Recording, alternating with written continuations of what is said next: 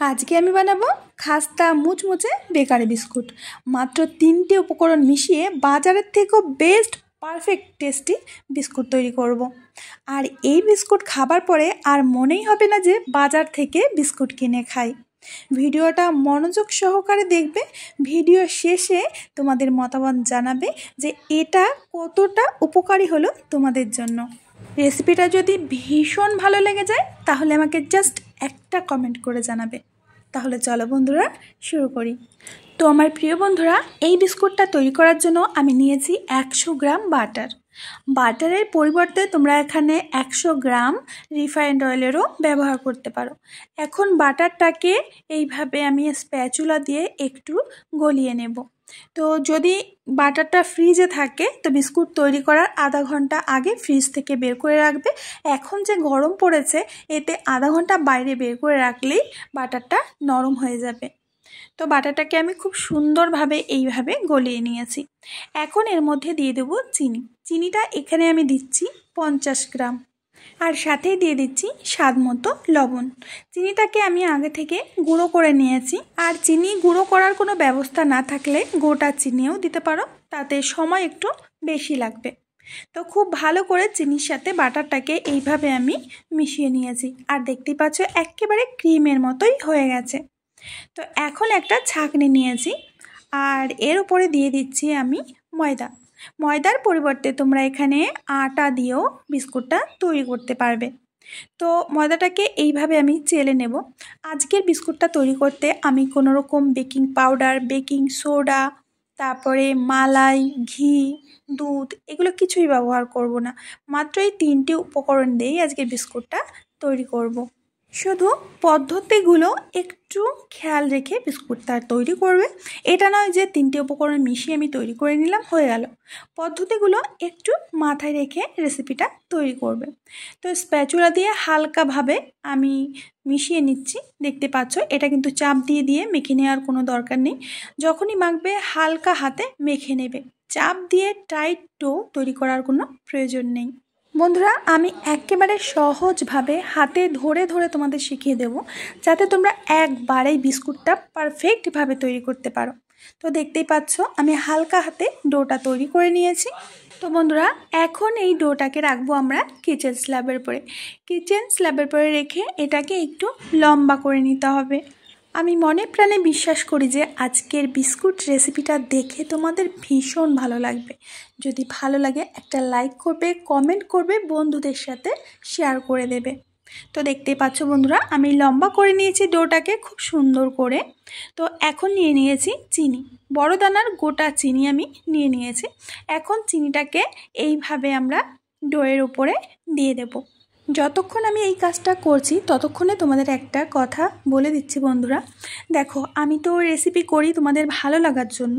তো আমি জানি না যে তোমাদের কোন রেসিপিটা ভালো লাগবে, কোন রেসিপিটা ভালো লাগবে না। তো যে রেসিপিগুলো তোমাদের দেখতে ইচ্ছা হয় প্লিজ আমাকে কমেন্ট করে জানাবে। আমি চেষ্টা করব তোমাদের পছন্দের রেসিপিগুলো তোমাদের সাথে শেয়ার করার। আর চিনিগুলো এইভাবে দেখো ডোয়ের সাথে লাগিয়ে নিতে হবে।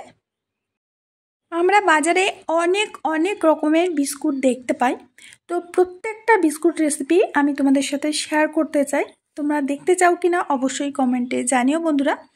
তো এই দেখো এইভাবে এবার চাকু দিয়ে আমি বিস্কুটগুলো কেটে নিচ্ছি পিস পিস করে।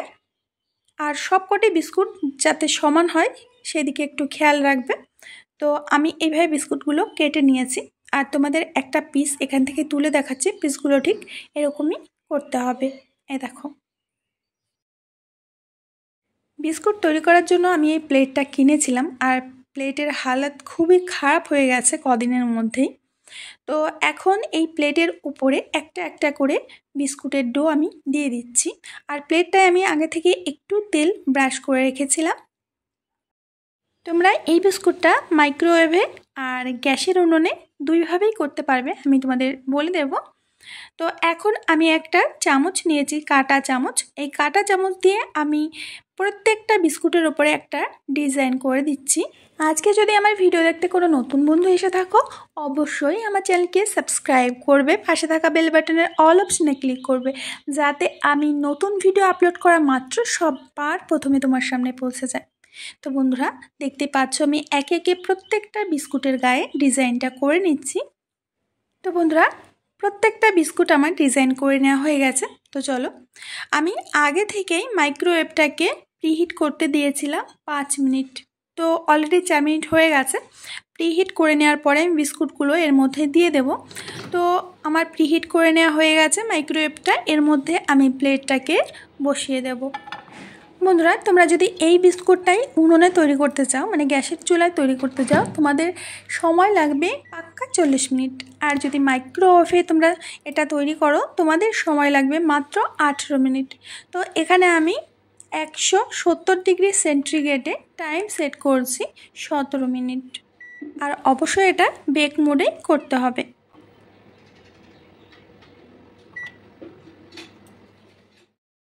তো বন্ধুরা টাইম ইজ ওভার, আর আমাদের বিস্কুটগুলো খুব ভালোভাবে আশা করি বেক করে নেওয়া হয়ে গেছে।